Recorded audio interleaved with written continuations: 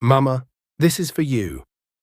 Madame Lucy's knees almost gave way. She stood in the middle of the small village road, surrounded by people who had followed her out of curiosity.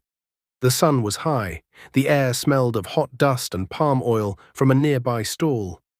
Children had climbed onto a low fence to see better. Women covered their mouths with their wrappers. Men stood with hands on their heads. Right in front of her was something she never thought she would see in her whole life.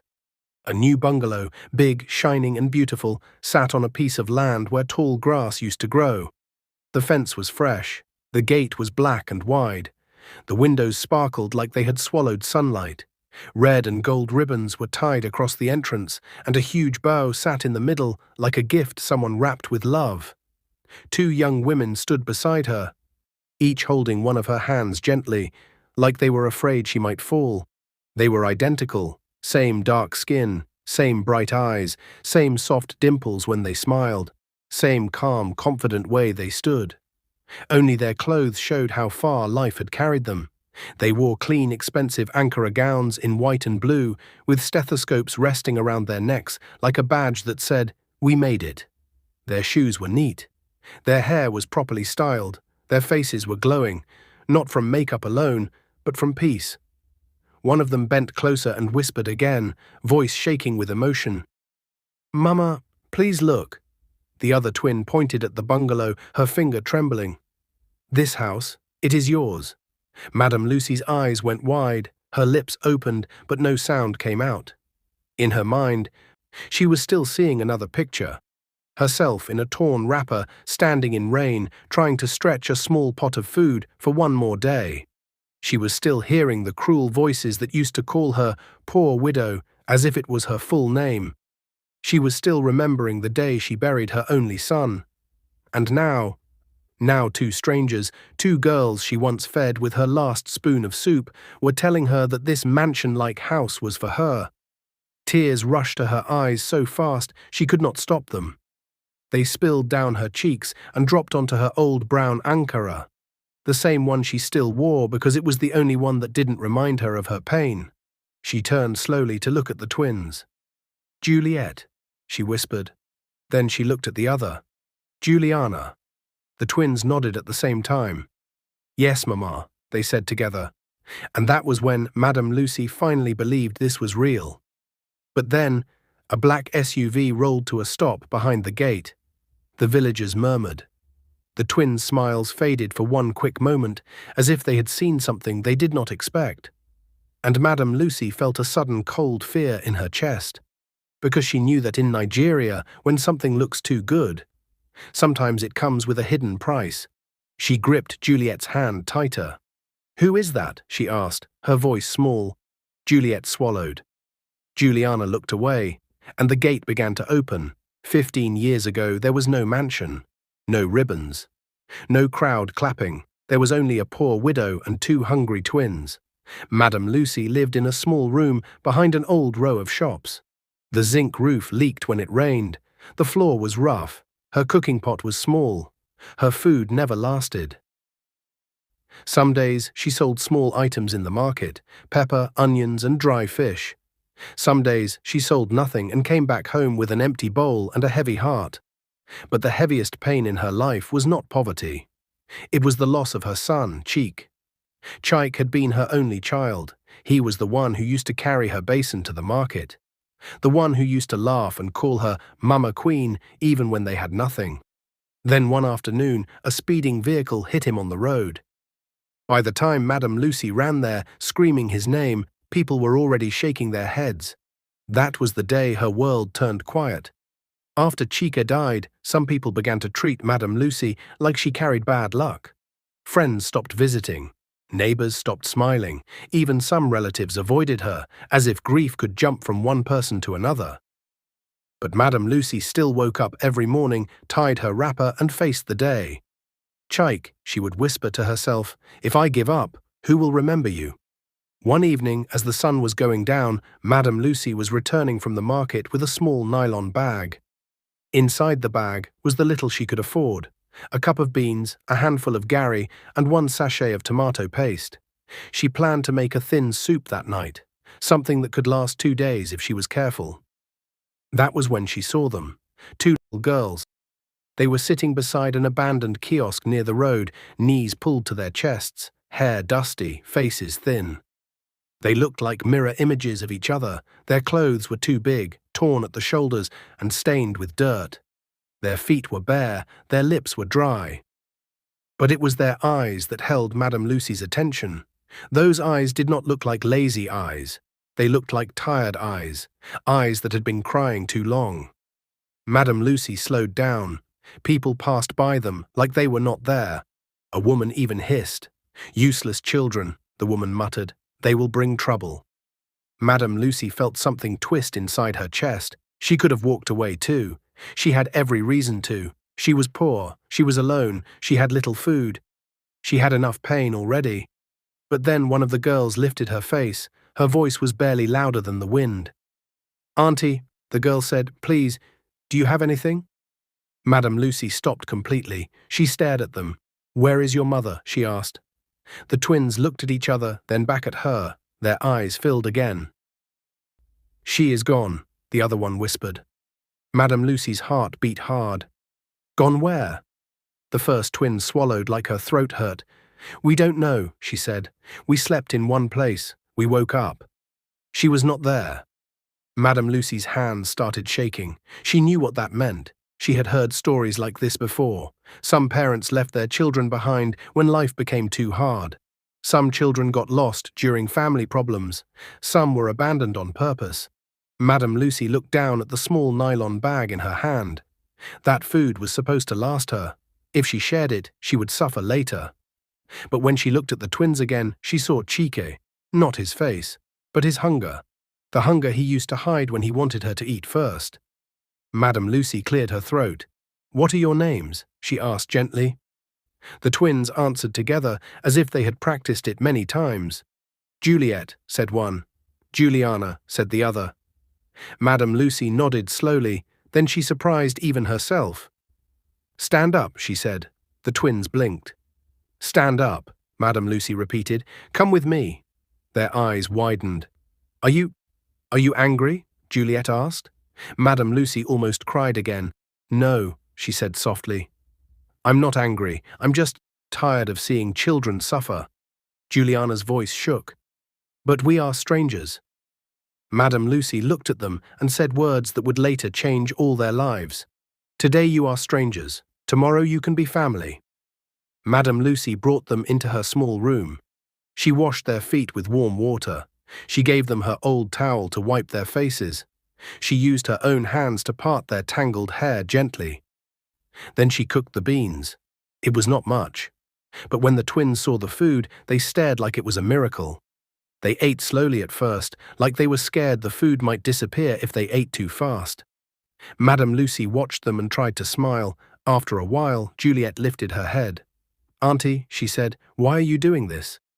Madame Lucy's eyes moved to the corner of the room where a small framed photo sat.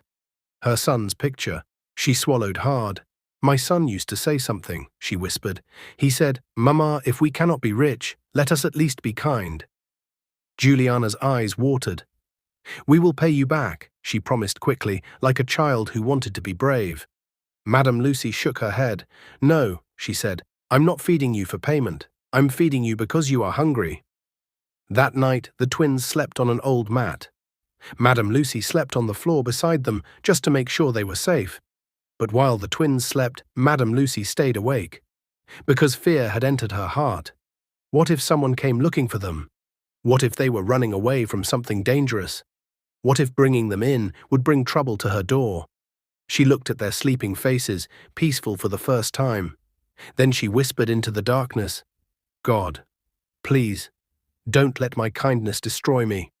And as if the darkness heard her prayer, there was a sudden knock on her door. Madame Lucy froze. The twins woke up with a start, eyes wide in fear, and a deep male voice spoke from outside. "Madame Lucy, open this door." Madame Lucy's blood turned cold because she recognized that voice. It was the village chairman, a man known for cruelty, gossip, and trouble. She stood slowly, shaking, and the knock came again, louder this time. "Open now." Juliet and Juliana clutched each other. Madame Lucy took one step toward the door, and her hand paused in the air, because she knew that whatever was behind that door could change everything. The knock came again. "Madame Lucy, I know you are inside." Madame Lucy's heart beat so fast she felt dizzy. Her hand stayed on the wooden door, but she did not open it yet. Behind her, Juliet and Juliana stood close together, holding each other so tightly their knuckles turned white. The twins were shaking. "Who is that man?" Juliet whispered. Madame Lucy bent down quickly and placed a finger on her lips. "Don't talk," she whispered back, "no matter what happens." She took a deep breath and opened the door just a little. The village chairman stood outside with two other men. He was tall and heavy, with hard eyes that never showed kindness. A stick rested in his hand, tapping the ground like he enjoyed the sound. "I heard children's voices," he said, pushing the door wider without permission. "Strangers." Madame Lucy stepped in front of the twins at once, spreading her arms slightly like a shield. "They are hungry children," she said calmly. "I only gave them food." The chairman laughed. "Hunger is everywhere," he said. "You cannot carry the problems of the whole village on your head." His eyes moved past Madame Lucy and landed on the twins. "Where did you come from?" he asked them sharply. Juliana opened her mouth, but Juliet pulled her back gently, remembering Madame Lucy's warning. "They are tired," Madame Lucy said quickly. "They will answer tomorrow." The chairman narrowed his eyes. "You better not be hiding anything," he said. "If trouble comes from this, it will be on your head." He turned to leave, then stopped. "Oh, and Madame Lucy," he added, his voice cold, "people are watching you." When the men finally walked away, Madame Lucy closed the door and leaned against it. Her legs felt weak. The twins burst into tears. "We are sorry," Juliana cried. "We didn't mean to bring trouble." Madame Lucy gathered them into her arms. "No," she said firmly, "you did nothing wrong." But deep inside, fear had planted its seed. The days that followed were not easy. Feeding 2 extra mouths was hard, very hard. Madame Lucy woke up earlier than before. She went to the market before sunrise to look for leftover vegetables people were throwing away. Some days she begged shop owners to sell spoiled items cheaply. Some days she skipped meals so the twins could eat. But she never complained. Every morning she sent the twins to sit near her stall so she could watch them while she sold her goods. She taught them how to count money. She taught them how to greet elders politely. She taught them how to wash plates properly. At night, she told them stories about her son, Cheek. "He wanted to be a teacher," she said one evening, her eyes soft. "He said education is a key no thief can steal." Juliet listened carefully. "We will go to school," she said quietly. "We promise." Madame Lucy smiled, but she did not say anything. School costs money. Uniforms cost money. Books cost money. Money she did not have. Not everyone liked what Madame Lucy was doing. Some neighbors whispered, "Why is she carrying strangers on her head? She wants praise. She is poor already. She wants to die early." One afternoon, a woman confronted her at the market. "Madame Lucy," the woman said loudly so everyone could hear, "be careful. Those children may grow up and forget you." Madame Lucy tied her wrapper tighter. "Even if they forget me," she replied calmly, "God will not forget me." The woman hissed and walked away. That night, Madame Lucy cried silently, but when the twins asked her what was wrong, she smiled and said, "Smoke entered my eyes." One morning, a man from a nearby church came to the market. He stopped at Madame Lucy's stall and watched Juliet and Juliana counting money for her. "These girls are sharp," he said. "Are they your children?" Madame Lucy hesitated, then nodded. "They are mine," she said. The man smiled. "There is a small free school run by the church," he said. "We can take them in." Madame Lucy's breath caught. "Free?" she asked. "Yes," the man said, "but they must work hard." That night the twins could not sleep. "We are going to school," Juliet whispered. "We will wear uniform," Juliana added, smiling through tears. Madame Lucy knelt by her bed and thanked God until her voice broke. Years passed, the twins grew fast. They woke up early, helped Madame Lucy, went to school, came back, studied late into the night under a weak bulb. Sometimes the light went off, and they read by candle. They were always first in class. Teachers praised them. People started calling them Madame Lucy's girls. But hardship did not stop. One rainy season, Madame Lucy fell sick. Very sick. She lay on the mat, unable to stand. The twins panicked. "What will we do?" Juliana cried. Juliet made a decision. She went to the market alone and begged for help. Some people turned her away. Some gave little. But by evening she returned with medicine. That was the day Madame Lucy realized something. These girls were no longer just children she fed. They had become her strength. One afternoon, 15 years after the twins first entered her life, a letter arrived. Juliet held it with shaking hands. "It has our names," she whispered. They opened it together. Then they screamed. They had won a full scholarship to study medicine. Madame Lucy collapsed into a chair. "Doctors," she whispered. "You?" Juliana knelt in front of her. "Mama," she said, "we did this because you fed us." Madame Lucy cried like a child. The day the twins left for university was the hardest day of Madame Lucy's life. She packed their small bags carefully. She hugged them tightly. "Don't forget who you are," she said. "Never," they answered together. She watched them walk away until they disappeared from sight. That night, her room felt empty. Very empty. She wondered if she would ever see them again. Back to the present. The gate opens. The memory faded as the black SUV finished entering the compound. The gate closed behind it. The crowd went silent. A man stepped out of the car. He wore a neat suit. His face was serious. Madame Lucy's heart raced. Who was he? Why was he here? Juliet and Juliana exchanged a quick look. Then the man began walking toward them, and Madame Lucy felt a sudden fear grip her chest. Because she did not know whether this beautiful moment was about to turn into another test of her kindness. The man from the black SUV stopped a few steps away from them. The village was so quiet that Madame Lucy could hear her own breathing. Her palms were wet. Her chest felt tight. She held Juliet's hand with one trembling hand and Juliana's with the other, as if letting go might make everything disappear. The man cleared his throat. "Good afternoon," he said respectfully. His voice was calm, not harsh, but Madame Lucy's heart still refused to settle. "Good afternoon," she replied slowly. The man looked at the twins, then back at Madame Lucy. His eyes softened when they rested on her tired face, on her worn wrapper, on the lines of struggle that time had carved into her skin. "My name is Mr. Adeyemi," he said. "I am a lawyer." A murmur ran through the crowd. "A lawyer? Why a lawyer?" Madame Lucy's grip tightened. "A lawyer," she repeated faintly. Juliet took a step forward. "Yes," Juliet said carefully, "he works with us." "With you?" someone whispered loudly from the crowd. Mr. Adeyemi nodded. "I am here because of a legal matter concerning this property," he said. Madame Lucy's heart dropped. Her mind raced. Legal matter? Property? Her eyes moved quickly to the bungalow again. The clean walls, the wide windows, the shining roof. Fear crawled up her spine. She remembered all the warnings she had heard all her life. Nothing good comes free. Poor people must always be careful. She swallowed hard.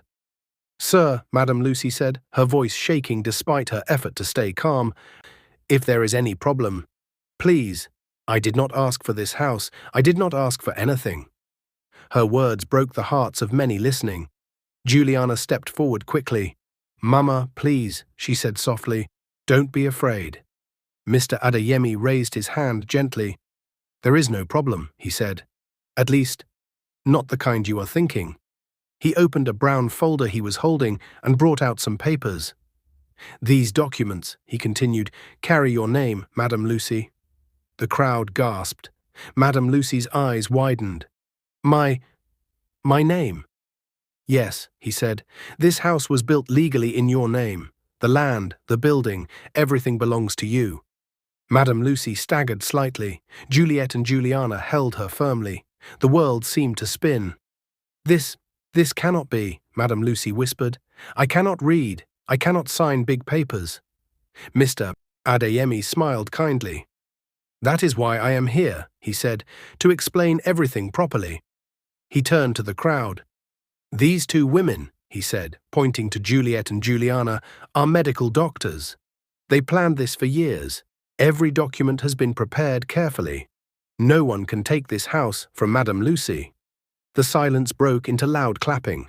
Some people shouted in joy, others wiped tears from their eyes. But Madame Lucy was not smiling yet. Her heart was still heavy. She looked at the twins with trembling lips. "Why?" she asked quietly. "Why did you go this far?" Juliet's eyes filled with tears. Juliana knelt down in front of her. "Mama," Juliana said, her voice breaking, "because you went far for us first."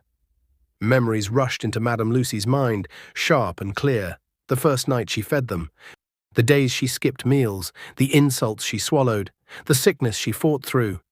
Juliet joined her sister on her knees. "You fed us every day," Juliet said, "even when you had only little. You treated us like your own children when the world treated us like nothing." Juliana continued, "You never shouted at us. You never asked us to pay you back. You only told us to be good humans." Tears streamed freely down Madame Lucy's face now. "I was just being kind," she whispered. I did not know a day like this would come." Juliet held her hand and stood up. "Mama," she said, "please, cut the ribbon." The red ribbon fluttered gently in the breeze. Madame Lucy's hands shook as she held the scissors Mr. Adeyemi passed to her. The crowd leaned forward, with one small cut. The ribbon fell. Cheers exploded. Clapping filled the air, women ululated, children jumped. Madame Lucy covered her mouth and cried openly as Juliet and Juliana led her through the gate. Inside the house, the inside was even more beautiful. Bright tiles, clean walls, soft furniture, curtains that moved gently with the breeze, a kitchen that looked bigger than Madame Lucy's entire old room. She walked slowly, touching everything carefully, like she was afraid it might vanish. "This is my room," Juliet said, opening one door. "And this is yours, Mama," Juliana said, opening another. Madame Lucy stepped inside her room. A big bed, clean sheets, a wardrobe, a small table with a Bible on it. She sank onto the bed and cried again. "I have slept on the floor for years," she whispered. Juliet knelt beside her. "Never again," she said firmly. Days passed.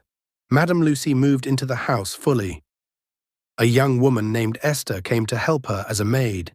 She was gentle and respectful. People from nearby villages came to greet Madame Lucy. They called her Mama Doctor. They praised her kindness. But with praise came something else. Jealousy. Whispers started again. "She is lucky. She did nothing. Why her?" Madame Lucy heard them sometimes, but she stayed quiet. One evening, as she sat alone in the living room, she touched the photo of her late son that now sat proudly on a shelf. "Cheeky," she whispered. "Can you see this?" Her heart ached. Even in joy, the pain of loss never fully leaves. As the weeks passed, Juliet introduced Madame Lucy to a man named Samson. He was gentle, respectful, and always greeted Madame Lucy properly. Juliana later introduced Nelson, quiet, thoughtful, and kind. Madame Lucy watched them closely. She prayed silently, "God, please give them good men," but life never moves in a straight line. One evening, Madame Lucy overheard a conversation outside the gate. Two women were whispering. "Those twins are rich now," one said. "People will want to use them." "Yes," the other replied, "and Madame Lucy, she may not be safe." Madame Lucy's heart skipped. Not safe? That night, as she locked the doors, fear returned quietly, because she knew that blessings sometimes attract danger, and somewhere, unseen, someone was watching the house, watching Madame Lucy, waiting. The night was quiet, but Madame Lucy could not sleep. She lay on her big soft bed, staring at the ceiling, listening to the gentle hum of the fan. This room was beautiful, too beautiful for a woman who once slept on a bare floor with one wrapper as a blanket. Yet her heart was uneasy. The whispers she heard earlier in the day kept replaying in her mind. She may not be safe. Madame Lucy slowly sat up and reached for her Bible on the small table beside her bed. She held it tightly against her chest. "God," she whispered, "you brought me this far. Please don't let fear take my peace." But peace refused to come easily. The next afternoon, while Madame Lucy sat outside enjoying the breeze, a stranger walked toward the gate. He was a tall man, neatly dressed, but his eyes were sharp and restless. He looked around too much, as if measuring everything. "Good afternoon, Mamma," he said politely. Madame Lucy nodded. "Good afternoon. I heard you are the woman the doctors built a house for," he continued. Madame Lucy's chest tightened slightly. "Yes," she replied calmly. The man smiled, but it did not reach his eyes. "People are saying many things," he said. "Some say you are lucky, some say you are foolish." Madame Lucy straightened her back. "Kindness is never foolish," she replied. The man chuckled softly. "Well," he said, "I just came to advise you. In this world, blessings bring enemies. Be careful." Before she could reply, he turned and walked away. Madame Lucy watched him until he disappeared from sight. Her hands shook. That evening, when Juliet and Juliana arrived for their usual weekend visit, Madame Lucy told them everything. Juliet's face hardened. "Did he threaten you?" she asked. "No," Madame Lucy said, "but his words were heavy." Juliana looked worried. "We will increase security," she said firmly. "We will not take chances." Madame Lucy shook her head. "I have lived with nothing all my life," she said softly. "I am not afraid of losing things, I am only afraid of losing peace." As the twins settled into their busy lives as doctors, they faced new challenges. People came to them daily, relatives they had never met, old neighbors who once ignored them, strangers with sad stories and open hands. Some were genuine, some were not. One evening, Juliet sat quietly beside Madame Lucy. "Mama," she said, "sometimes I am scared." Madame Lucy turned to her. "Of what?" "That people may only love us for what we have now," Juliet replied, "not for who we are." Madame Lucy held her hand. "True hearts show themselves with time," she said. "Gold does not fear fire." Juliana faced her own test. Nelson proposed to her that same week. It was simple, no noise, no show. But before Juliana said yes, she asked one question. "If one day we lose everything," she said, "will you still stay?" Nelson answered without thinking. "I met you before I knew your story," he said. "I fell in love with your heart." Juliana cried and said yes. When Juliet later accepted Samson's proposal too, Madame Lucy felt joy and fear mix in her heart. Marriage brings happiness, but it also brings responsibility. One night rain fell heavily. Thunder shook the sky. Madame Lucy was alone in the house. The maid had gone home early. The twins were at work. Suddenly, there was a bang. Something hit the gate. Madame Lucy froze. Her heart jumped into her throat. Another sound followed, metal scraping metal. She slowly stood up and reached for her phone with shaking hands. "Hello?" she whispered when Juliet answered. "Mama, what is it?" Juliet asked quickly. "I hear noises outside," Madame Lucy said. "I am scared." "Lock yourself inside the room," Juliet said firmly. "We are coming." Madame Lucy locked her door and sat on the floor, hugging her knees like she used to do years ago. Her mind returned to the past, to hunger, to loss, to fear. God. Not again, she prayed. Minutes felt like hours. Finally, headlights washed over the compound. Voices shouted. The gate opened. Later, Juliet and Juliana burst into the room. "Mama!" they cried. Madame Lucy broke down completely. Security men explained that some boys had tried to tamper with the gate, hoping to steal valuables. They ran when the alarm went off. No one was hurt, but the message was clear. Blessings had brought danger. After that night, the house became tighter with protection. But more than locks and guards, something else grew stronger. Love. Madame Lucy began to tell the twins more about her life, about her childhood, her dreams, her regrets. She told them about Cheek. "I used to dream of dancing at his wedding," she said one evening, her eyes wet. "I never thought I would walk anyone down the aisle again." Juliet and Juliana exchanged glances. They held her hands. "You will," Juliet said softly. As the wedding day approaches, wedding plans filled the house with life. Fabrics, laughter, tears. Madame Lucy sometimes sat quietly, watching everything. One afternoon, she stood alone in her room, looking at herself in the mirror. "I was once a poor widow nobody noticed," she whispered. "Now life has changed." But change never erases memory. She remembered the hunger. She remembered the pain. She remembered the day she opened her door to two strangers. Outside, villagers gathered again, whispering, watching, some with joy, some with envy, and somewhere among them, a pair of eyes watched with bitterness. Someone who believed Madame Lucy did not deserve this happiness, someone who felt cheated by life. As the wedding day drew closer, Madame Lucy felt it in her bones. Another test was coming, and this one would shake everything. The wedding day arrived like a dream. From early morning, the entire village was awake. Music floated through the air, women dressed in bright colors filled the road. Men stood in small groups, talking proudly. Children ran around laughing, pointing at the decorated cars parked nearby. Inside the house, Madame Lucy sat quietly on the edge of her bed. She wore a simple but elegant lace gown the twins had chosen for her. Her hair was neatly wrapped in a soft headscarf. When she looked at herself in the mirror, she barely recognized the woman staring back. Her eyes were older, yes, but they were also full. Full of life, full of memories, full of gratitude. A knock came on the door. "Mama," Juliet called gently, "we are ready." Madame Lucy stood up slowly. As she stepped out, she saw Juliet and Juliana standing side by side in their wedding gowns. They were glowing, their hands were linked, their eyes were already wet with tears. For a moment, Madame Lucy could not move. She remembered them as thin, frightened girls with dusty feet and empty stomachs. Now they were women, doctors, wives, builders of dreams. She reached out and held both their hands. "My daughters," she whispered. They walked together toward the waiting crowd. The music softened. Everyone stood. Silence fell. Madame Lucy walked between Juliet and Juliana, one arm linked with each of them. Each step felt heavy, not with pain, but with meaning. She walked them down the aisle. Tears streamed freely down her face. People watching could not hold back their own tears. "That is the woman who fed them," someone whispered.